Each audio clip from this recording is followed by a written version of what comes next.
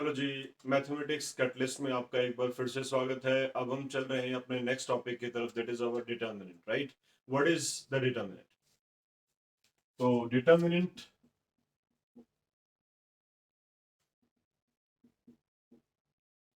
करने से पहले हम आपको एक बात बता दें कि डिटर्मिनेंट बेसिकली होता क्या है। That is the magnitude of A matrix. अब मैग्नीट्यूड का मतलब ये भी नहीं है कि उसकी वैल्यू हमेशा पॉजिटिव होगी।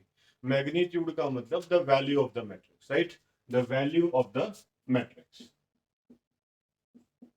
ठीक है। इट में भी नेगेटिव और पॉजिटिव कुछ भी हो सकता है। तो जब हम स्टार्ट करेंगे तो magnitude of the matrix means it is the value of the matrix, right. तो सबसे पहले हम बात करते हैं, अगर सपोज हमारे पास एक डिटर्मिनेंट है, मतलब मैट्रिक्स है, दैट इज ऑफ ऑर्डर 1:1। अगर ये 1:1 ऑर्डर का एक मैट्रिक्स है आपके पास, इसका आपको डिटर्मिनेंट फाइंड आउट करना है। तो जस्ट आप क्या करेंगे, डिटर्मिनेंट के लिए हम सिंबल कौन सा यूज करते हैं, डबल लाइंस शो करनी है, that is modulus symbol basically. But आपको इस तरीके से मॉड में रिप्रेजेंटेशन देना है, या फिर det of A. Det of A is the short form for the determinant of A. तो डिटर्मिनेंट ऑफ ए इज 2। मतलब सिंपल, अगर 1:1 की मैट्रिक्स है तो आप क्या करेंगे, just you have to write 2 only, ठीक। अगर सपोज हमारे पास एक मैट्रिक्स है जिसका ऑर्डर 2:2 है, तो 2:2 के लिए अगर आप डिटर्मिनेंट फाइंड आउट करेंगे तो value of the determinant will be multiplying in cross order. इन दोनों को आपने क्रॉस ऑर्डर में मल्टीप्लाई करना है। तो क्रॉस ऑर्डर में करेंगे तो 1:1 -2 × -1, दैट इज 3। तो इट्स वैल्यू विल बी 3। तो ध्यान रहे, पहले diagonal, cross diagonal, principal diagonal जो है उसका प्रोडक्ट क्रॉस में करना है। उसके बाद आपने ऑफ डायगोनल के एलिमेंट्स का जो प्रोडक्ट है वो क्रॉस में करना है, फिर दोनों को माइनस करना है। तो सब्ट्रैक्ट करने के बाद जो वैल्यू आपको ऑब्टेन होगी, that is the value of the matrix, is called determinant. अगर सपोज हमारे पास एक 3:3 ऑर्डर की मैट्रिक्स है, A11, A12, A13, A21, A22, A23, A31, A32, A33।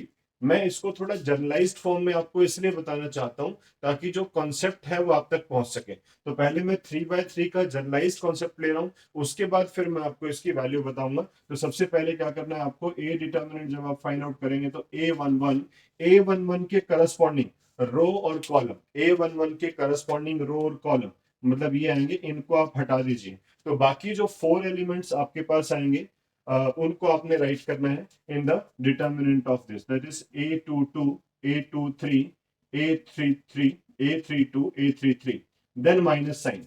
Minus क्यों इंपोज कर रहे हैं, थोड़ा सा ध्यान रखने के लिए आप क्या करेंगे, 1 और 2 पोजीशन जो है स्क्वायर करेंगे तो क्या आएगा, 3। तो -1⁻³ कितना होता है, नेगेटिव। इसलिए आपने इसके साथ प्लस साइन, फिर माइनस साइन, फिर प्लस साइन लेना है। मतलब मैं जो डिटर्मिनेंट की वैल्यू निकाल रहा हूं बाय यूजिंग फर्स्ट रो निकाल रहा हूं।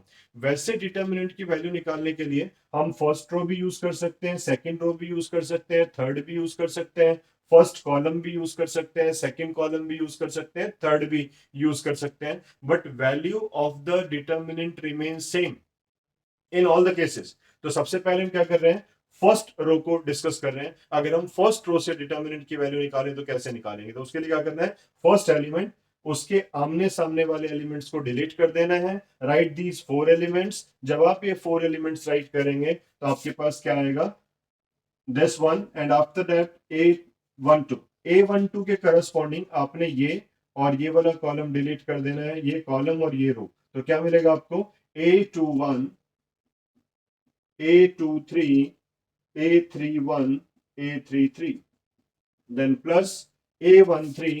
A13 के करस्पॉन्डिंग रो कॉलम को आपने हटा देना है, we get A21, A22, A31, A32। And now it is clear that how will you find the value of these determinants। 2/2 से जैसे आपने निकाला, this into this minus this into this into this minus this into this into this minus this into this, in this way we can find the value of the determinant. Now this will be our complete value. I am giving an example to understand this concept. Suppose we have this determinant, a determinant for the given matrix.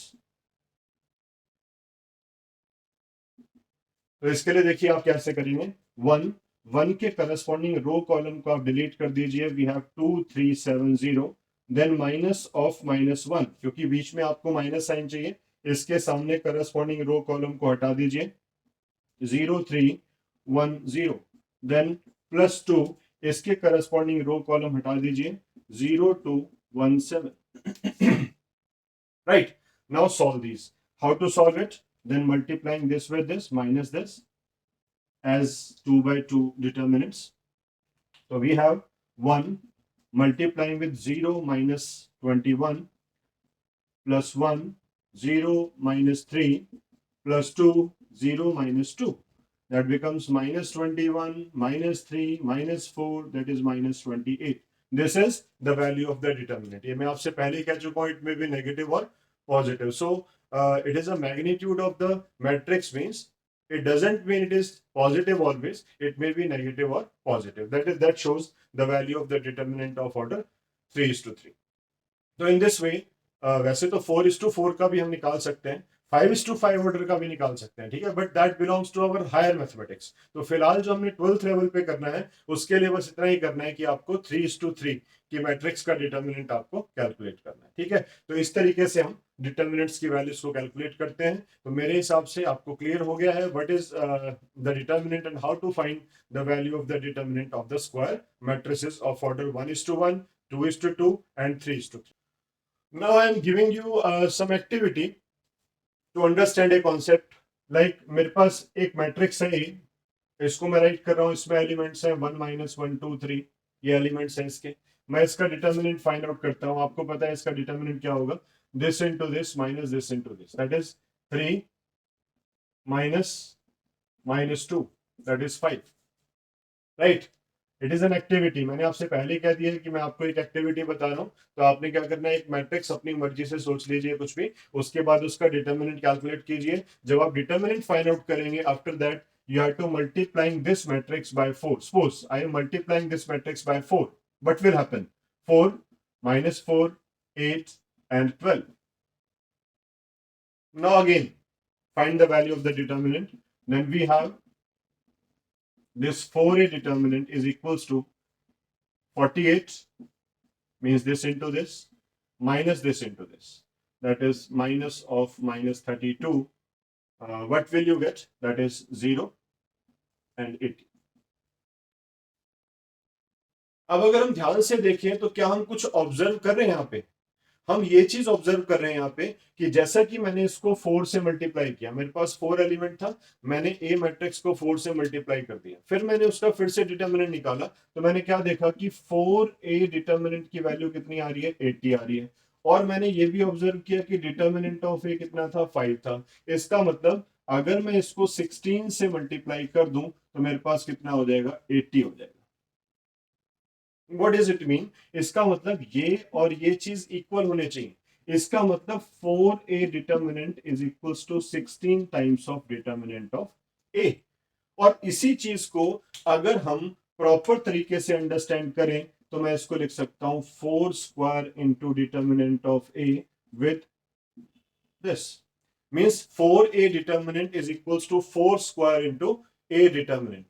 तो इससे हमें क्या gain हो रहा है, इससे हमें ये गेन हो रहा है कि सपोज हमारे पास अगर कोई कांस्टेंट k है, उससे हम किसी मैट्रिक्स को मल्टीप्लाई कर दें और उसका डिटर्मिनेंट लें, तो that will be this with determinant of A. This is our final property जो आपको ध्यान रखनी है कि यदि हम किसी भी मैट्रिक्स को स्केलर मल्टीप्लाई करें, मतलब multiplying by a constant, then taking the determinant of that matrix, then it is equals to k raised to the power n with determinant of a. Have you understand that k is a constant, but n, what is n? N is the order of the matrix. N is the order of the matrix. Order क्या है यहाँ पे देख रहे हैं आप, 2:2 की matrix है, 2:2 की मैट्रिक्स है, इसका मतलब n की वैल्यू क्या होगी आपकी, 2 होगी। बस ये चीज आपको समझनी है। तो इसका मतलब क्या हुआ कि इस पर बेस्ड हमारे 1 मार्कर क्वेश्चन बहुत सारे बनते हैं, तो इसलिए आप प्लीज इस कॉन्सेप्ट को ध्यान रखें। इस पर आपका 1 मार्कर 100% श्योर मैक्सिमम टाइम्स पूछा जाता है। तो अब मैं एक क्वेश्चन आपके लिए बनाता हूं। सपोज कहीं पर आपको ए मैट्रिक्स गिवन ही नहीं है, ठीक है, आपको ये मैट्रिक्स गिवन ही नहीं है, आपको क्वेश्चन में दे दिया if A is any matrix of order 3:3. A is any matrix of order 3:3 and Ka determinant is equals to 125 with determinant of A. 125 with determinant of A. Then what will be the value of K? K की value बताइए कि K कितना होगा।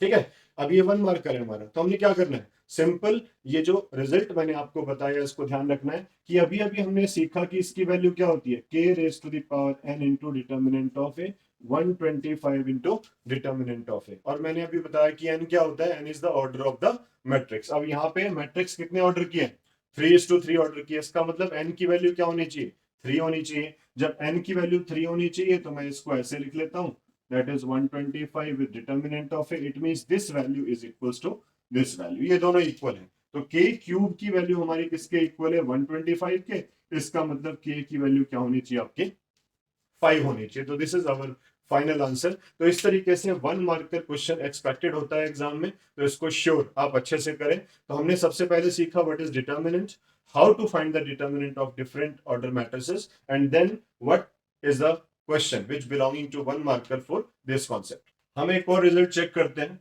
By the activity, same उसी तरीके से, पर मैं आपको शॉर्ट एग्जांपल से बता रहा हूँ एक्टिविटीज को, क्योंकि ये रिजल्ट भी है एक्टिविटीज भी है, थोड़ा सा आपके माइंड में सेट हो जाएंगे। सपोज मेरे पास एक मैट्रिक्स है, सपोज मैं ये मैट्रिक्स लेता हूँ सिंपल अंडरस्टैंड करने के लिए, और इसका मैं डिटर्मिनेंट कैलकुलेट करता हूँ, तो क्या आएगा आपका 12 minus minus 2 that is 14, right.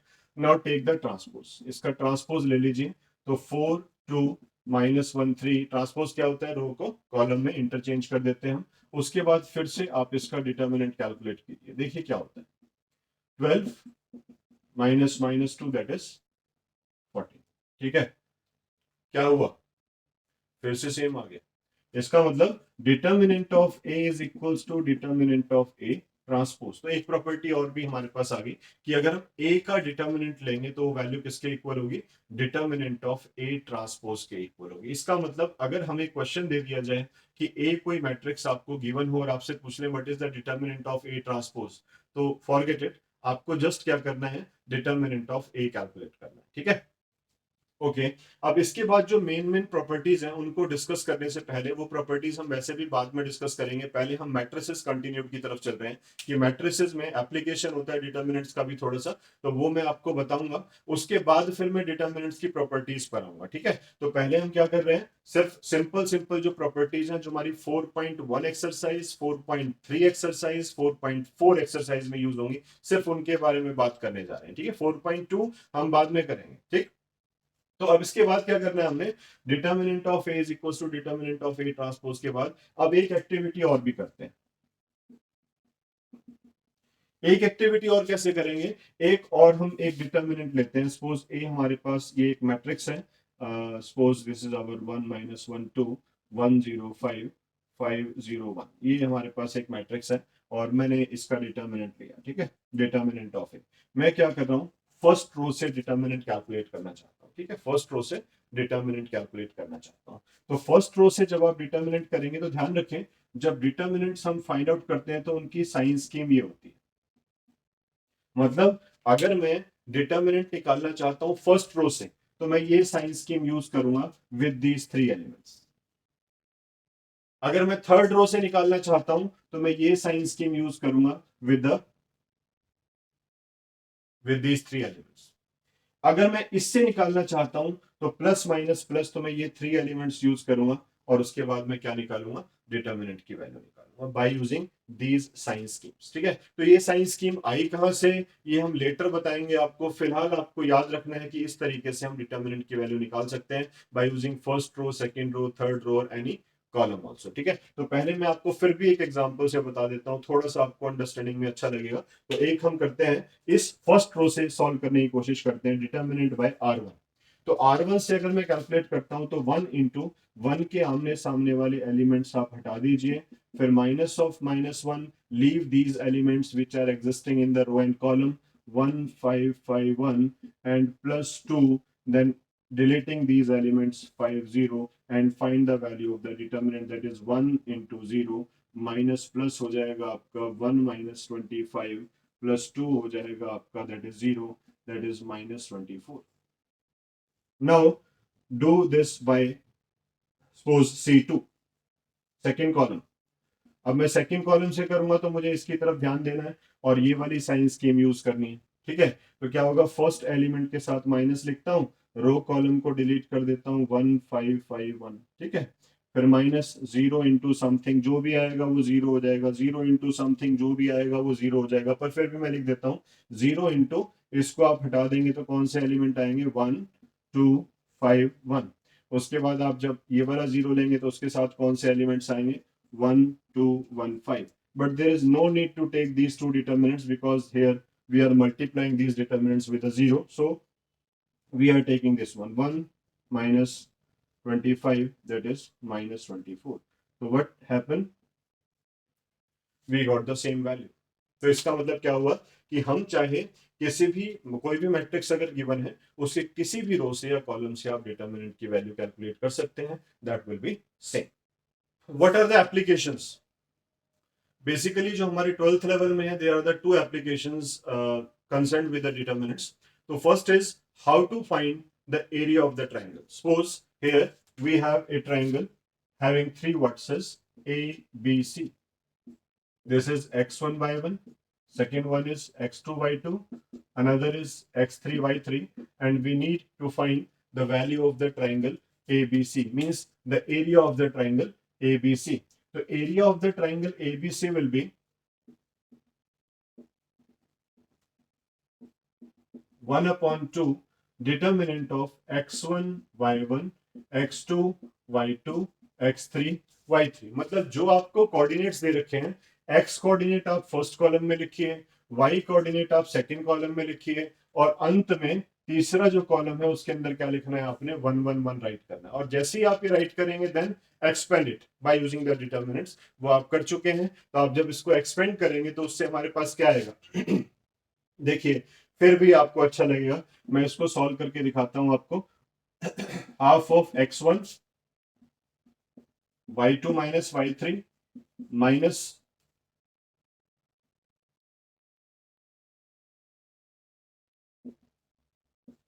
x2 y1 minus y3 plus x3 y1 minus y2, or we can write it as y2 minus y3 plus x2 y3 minus y1 x3 y1 minus y2. आप एक बात ध्यान से देखिए, क्या ये formula पहले हम कभी पढ़ चुके हैं? यस, कोऑर्डिनेट ज्योमेट्री में किया था आपने 11th क्लास में, है ना. जब 11th क्लास में हम ये कोऑर्डिनेट में पढ़ चुके हैं तो फिर क्यों करें भाई, हम उसी से निकाल लेंगे एरिया ऑफ द ट्राइंगल. क्या जरूरत है हमें इससे एरिया ऑफ ट्राइंगल निकालने की? यस, तो मैथमेटिकल जो कॉन्सेप्ट्स होते हैं they are always related with each other, है ना.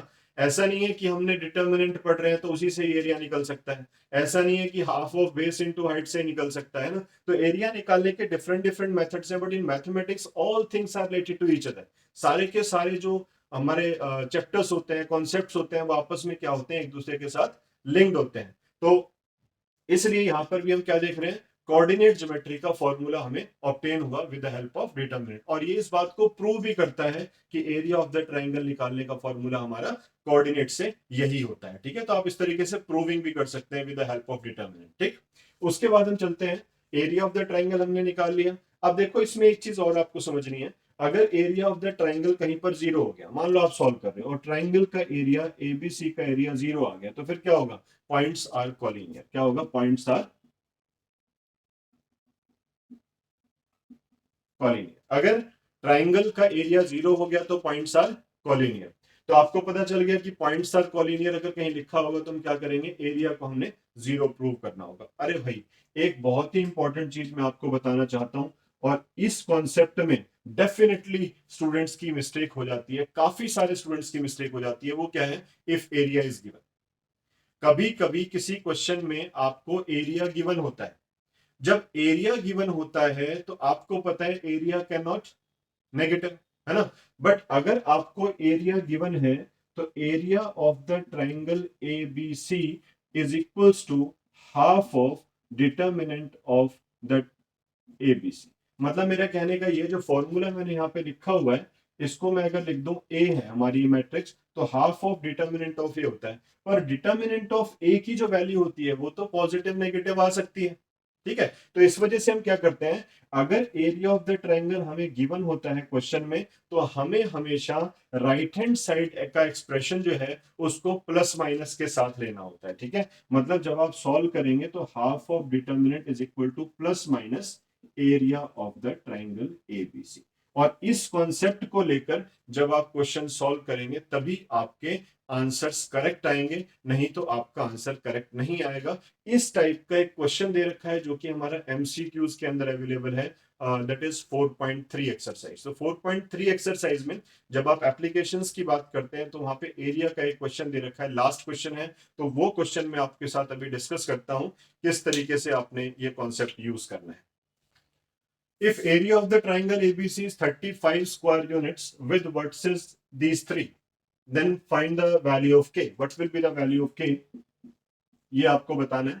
तो इसमें क्या है देखिए, 35 स्क्वायर यूनिट्स तो एरिया हो गया, that is equal to half of x1 is 2, x2 is 5, x3 is K, and y1 is 6, y2 is 4, y3 is 4. And taking 1, 1, 1 at this place, it is a formula for finding out the area. And so now solving this, we have 2 into 4, 1, 4, 1 plus 6 into 5k 1, 1 plus 1 into 5, 4 k 4. Now that is 1 upon 2, 2 into 0, 6 into 5 minus k, 1 into that is 20 minus 4k, and this is 1 by 2, that is 30 minus 6k, 20 minus 4k, that is 1 upon 2, 50 minus 10k, 2 से multiply कर देता हूं, 25 minus 5k, और ये किसके equal है, plus minus 35। Area क्या given है हमें, 35 स्क्वायर यूनिट्स। तो मैंने आपसे कहा था इसको आप क्या कर देंगे, प्लस माइनस, क्योंकि एरिया जब हम फाइंड आउट करते हैं अगर नेगेटिव आ जाए तो उसको भी कैसे लिखते हैं, पॉजिटिव लिखते हैं। तो basically it may be negative और पॉजिटिव, जो हमारी डिटर्मिनेंट से वैल्यू आएगी, इसलिए आपने यहाँ पे प्लस माइनस साइन देना है, जो कि मैंने अभी डिस्कस किया आपसे। तो यहाँ से आपकी दो वैल्यूज आएंगी बेसिकली, ठीक है। तो एक आपके पास आएगा 35 is equal to 25 minus 5k, that is 5k is equal to minus 10, value of k is minus 2।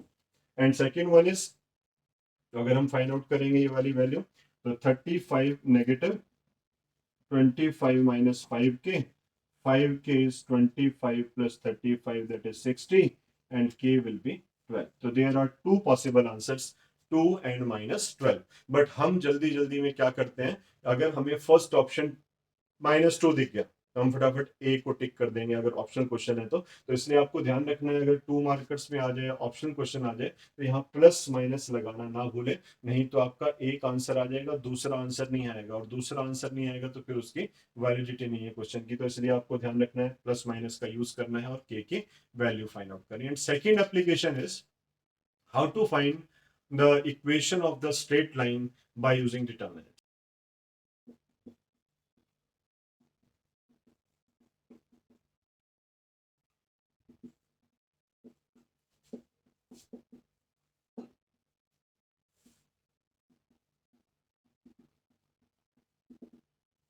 Equation of straight lines by using determinants, ठीक है। अब डिटर्मिनेंट्स को यूज करके हम इक्वेशन कैसे निकालेंगे, कुछ नहीं करना आपने इसमें भी। अगर ये लाइन है आपके पास और x1 y1 पॉइंट यहाँ पर है, x2 y2 पॉइंट यहाँ पर है, तो बेसिकली मैं 2 पॉइंट फॉर्म से भी इक्वेशन ऑफ स्ट्रेट लाइन निकाल सकता हूँ। 2 पॉइंट फॉर्म हम पहले स्टडी कर चुके हैं। Equation of the straight line which passes through 2 points is given by y minus y1 is equal to slope y2 minus y1 upon x2 minus x1 into x minus x1.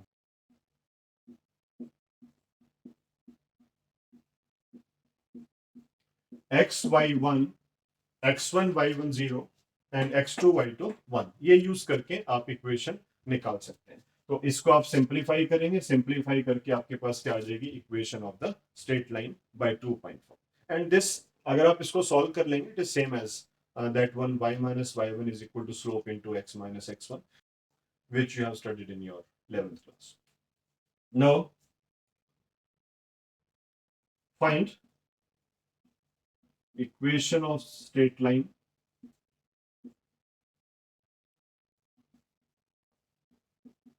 passing through 1 2 and minus 1 5.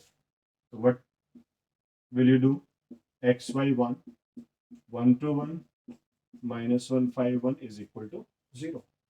Solve this determinant. X into determinant of 2 1 5 1 minus y into determinant of 1 minus 1 1 1 1 into determinant of this one is equal to 0. Just solve it. X into minus 3 minus y into 2 1 into 5 plus 2 is equals to 0, minus 3x minus 2y plus 7 is equals to 0, means 3x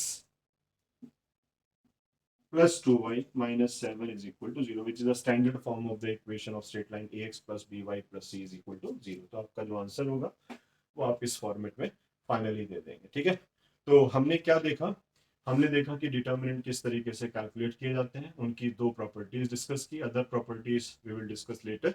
and एक हमने discuss किया आपसे ये concept की how to find the area of the triangle. If area of the triangle will be 0, then points are collinear. After that, equation of the straight line which passing through 2 points, if area is given, what will you do? तो इस तरीके से हमने सारे concept जो determinant से related थे वो आज के वीडियो में कवर किए। अब जो नेक्स्ट आपकी वीडियो होगी उसमें हम आपको देंगे डिटरमिनेंट की प्रॉपर्टीज तो नहीं करेंगे अभी डिस्कस कर, इसके बाद जो एक वीडियो और बनेगी आपकी उसमें हम डिस्कस करेंगे other topics of matrices, means matrices continue, right. उसके बाद फिर हम आएंगे अपने जो प्रॉपर्टीज ऑफ डिटरमिनेंट है, और एक हमारा टॉपिक और भी पेंडिंग है that is inverse of the matrix, वो हम एक तरीके से साइमल्टेनियसली बाद में ही इसको कवर करेंगे। फिलहाल अभी आपने 4.1 4.3 एंड 4.4 2 छोड़नी है, 5 छोड़नी है। ठीक है, अभी आपने 3 एक्सरसाइज कवर करनी है, तो अगर कोई डाउट्स हो तो आप कमेंट बॉक्स में छोड़ सकते हैं मेरे लिए। Thank you, I will discuss letter. Thank you, बने रहिए, खुश रहिए, हमेशा हमेशा बढ़ने की सोचिए और आगे बढ़ते। Thank you, have a nice.